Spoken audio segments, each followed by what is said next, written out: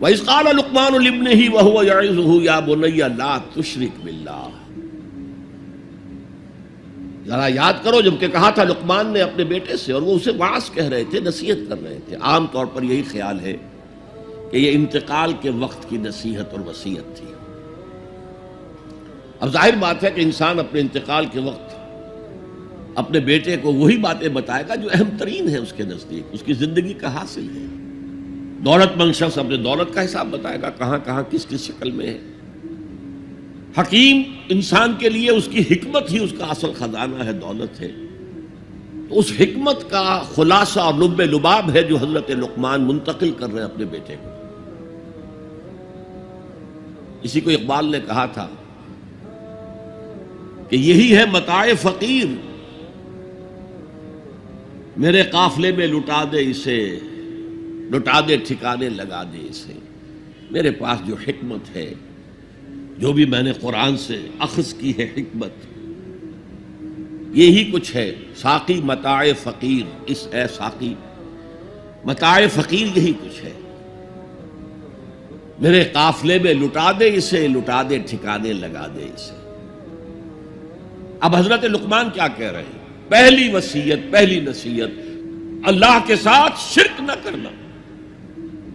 یہ بھی عقل کا تقاضا ہے. یہ پورا نظام کائنات کا اتنا مرکزیت لیے ہوئے ہے، اس کے اجزاء آپس میں اس طرح مربوط ہیں کہ یہاں کنٹرول کسی ایک ہی ہستی کا چل سکتا ہے، دو کا نہیں. دو کا ہوگا لفسدتا، اللہ کے سوا بھی کوئی الہ ہوتا تو کائنات میں فساد ہو جاتا. ایک کی مرضی یہ ہے، دوسرے کی یہ ہے. قرآن میں یہ بھی آیا ہے کہ پھر ہر جو الہ، ہر خالق اپنی شے لے کے علیحدہ ہو جائے گا. ایک ہستی ہے جو اس کائنات کو کنٹرول کر رہی ہے، ایک ذہن ہے جو اس کائنات میں کار فرما ہے، ایک حکمت ہے جو اس پوری کریشن کی پشت پر ہے. ایک قل هو اللہ احد. اب اس کے بعد پھر حضرت لقمان کی نصیحت. یا بنی انہا ان تک مثقال حبۃ من خردل.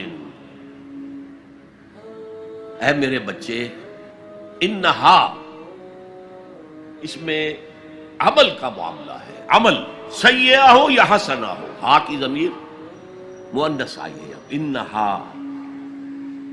نیکی ہو یا بدی ہو. انہا ان تکو مثقال حبۃ من خردل، اگر وہ رائی کے دانے کے ہم وزن بھی ہو، پھر وہ نیکی یا بدی. فتکن فی صخرۃ، کسی چٹان کے پیٹ میں گھس کر کیا گیا ہو، او فی السماوات، یا فضاؤں میں کیا گیا ہو، خلاؤں میں کیا گیا ہو، او فی الارض، یا زمین کے پیٹ میں کیا گیا ہو. یات بہ اللہ، اللہ اسے لے آئے گا. کائے کے لیے لے آئے گا؟ جزا و سزا کے لیے لے آئے گا. انسانی اعمال میرے بیٹے یہ جان لو ضائع ہونے والی چیزیں نہیں ہیں. ان کے بدلے نکلیں گے، ان کے نتائج نکلیں گے، ان کے بدلے مل کر رہیں گے. چھوٹی سی چھوٹی چیز بھی، رائی کے دانے کے ہم وزن بھی ہو. مثقال ثقل سے بنا ہے، ثقل کہتے ہیں بوجھ کو. تو اگر وہ رائی کے دانے کے ہم وزن بھی ہوگا تو کہیں نہیں چھپے گا. اسی لیے آیا تھا فَمَنْ يَعْمَلْ مِثْقَالَ ذَرَّةٍ خَيْرًا يَرَهُ وَمَنْ يَعْمَلْ مِثْقَالَ ذَرَّةٍ شَرًّا يَرَهُ. کسی نے اگر ذرے کے ہم وزن نیکی کی ہوگی وہ بھی اپنے سامنے پائے گا، اور ذرے کے ہم وزن کوئی بدی کی ہوگی وہ بھی سامنے پائے گا. ان اللہ لطیف خبیر، یقیناً اللہ تعالی لطیف ہے، باریک بین ہے، اور خبیر ہے، باخبر ہے، ہر شے سے باخبر ہے. لا یخفی علیہ شیء فی الارض ولا فی السماء، کوئی شے اس پر مخفی نہیں ہے، نہ زمین کی نہ آسمانوں کی. تیسری نصیحت، یا بنی اقم الصلاۃ وامر بالمعروف وانہی عن المنکر واصبر علی ما اصابک. اے میرے بچے، نماز قائم رکھ. اب نماز سے مراد کون سی نماز ہے؟ آپ اس سے اپنی نماز نہ سمجھیے. ہم سے پہلے بنی اسرائیل کے اندر کچھ اور نماز کی شکل تھی، ہمیں کچھ اور نماز کی شکل دی گئی ہے، ہمیں نماز کے اوقات اور دیے گئے، ان کے کچھ اور تھے، لیکن کیا شے مشترک؟ اللہ کے ساتھ ایک لو لگانے کی شکل، اللہ کے ساتھ تجدید عہد کرتے رہنا، اللہ تعالی کے ساتھ ایک تعلق قلبی اور ایک ربط ذہنی برقرار رکھنے کا کوئی نظام ہونا چاہیے۔ وہ ستون مانو اسے، الصلاۃ عماد الدین، تو نماز قائم رکھ، میں نے ترجمہ رکھ کیا ہے، کر نہیں۔ ظاہر بات ہے کہ لقمان بھی نماز پڑھتے ہوں گے، جو بھی نماز تھی ان کی، اور یقیناً ان کا بیٹا بھی پڑھتا ہوگا، اس لیے یہاں نماز قائم کر کی بجائے بہتر ترجمہ ہے نماز قائم رکھ۔ وَأْمُرْ بِالْمَعْرُوفِ وَانْهَ عَنِ الْمُنْکَرِ، اب پھر فطرت کا معاملہ آ گیا۔ فطرت انسانی واقف ہے کہ یہ شر ہے، یہ خیر ہے، جسے میں نے اس سے پہلے کہا ہے کئی مرتبہ، بیسک ہیومن موریلٹی، جو پوری انسانیت کی میراث ہے، ہر مذہب میں وہی ہے، اسی کی بنیاد پر کچھ لوگ ڈیولپ کرتے ہیں فلسفہ وحدت ادیان، لیکن وہ بات درست نہیں ہے۔ البتہ یہ کہ جہاں تک بنیادی اخلاقی تعلیمات ہیں وہ مشترک ہیں، وہ انسانوں کی مشترک میراث ہے۔ جھوٹ مت بولو، سچ بولو، وعدہ خلافی نہ کرو، وعدہ پورا کرو، راہ میں کوئی بھٹک رہا ہو تو راستہ دکھاؤ، کوئی اندھا ہے تو انگلی پکڑ کر اسے سڑک پار کرا دو، یہ فطرت انسانی ہے۔ اس پہلو سے معروف کا لفظ آیا، نیکی کا لفظ ہی نہیں آیا یہاں، جانی پہچانی شے۔ اذا ساءت کا سیئتک وحرت کا حسنتک فانت مومن، اگر تمہیں کوئی نیکی کا کام کر کے مسرت حاصل ہو، دل میں انشراح ہو جائے، اللہ نے مجھے توفیق دی، اور کوئی برا کام کر کے برا لگے، یہ میں نے کیا کر دیا، نہیں کرنا چاہیے تھا، تو تم مومن۔ تو معروف شے ہے، جانی پہچانی چیز ہے نیکی، اور منکر ہے، فطرت انسانی ابا کرتی ہے برائی سے۔